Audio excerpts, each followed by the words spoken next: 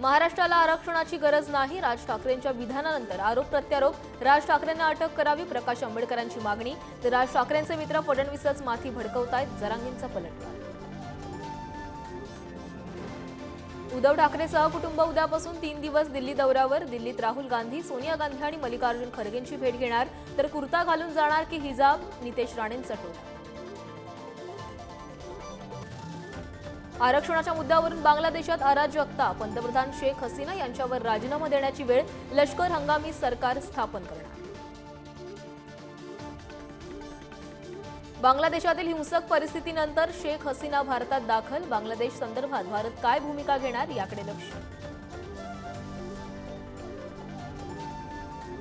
एंटेरिया स्फोटक प्रकरणी परमबीर सिंग फडणवीसांच्या शरण गेल्यानं अटकेपासून वाचले, अनिल देशमुखांचे गंभीर आरोप, तर झूट बोले कौवा काटे असं म्हणत फडणवीसांचं प्रत्युत्तर। भाजपला फक्त लोकसभेला पाठिंबा, विधानसभेला मनसे 250 जागा लढवणार, राज ठाकरेंची माहिती, तर मोदींनी केवळ गुजरात न करता सर्व राज्यांना समान वागणूक द्यावी, राज ठाकरेंचा सल्ला। विधानसभेसाठी मनसेकडून पहिले 2 उमेदवार घोषित, शिवडीतून बाळा नांदगावकरांना उमेदवारी, तर पंढरपुरातून दिलीप धोत्रेंचं नाव घोषित। मध्य रेल्वेची वाहतूक विस्कळीत, ठाकुर्ली कल्याण रेल्वे स्थानकादरम्यान रेल्वे सेवा ठप्प, ओव्हरहेड वायर तुटल्यामुळे रेल्वे वाहतूक ठप्प, प्रवाशांची गर्दी। मुख्यमंत्री एकनाथ शिंदेंकडून पुण्यातील पूरग्रस्त भागाची पाहणी, शिंदेंसमोर महिलांचे अश्रू अनावर, पुराचा कायमचा बंदोबस्त करण्याची मागणी।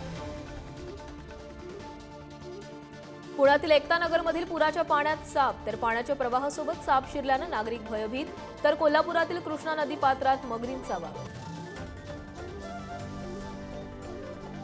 नाशिकमध्ये पावसाची संततधार, गोदावरी नदीला पूर, दुतोंड्या मारुतीच्या कमरेपर्यंत पाणी, तर रामकुंड परिसरातील अनेक छोटी मंदिरं पाण्याखाली।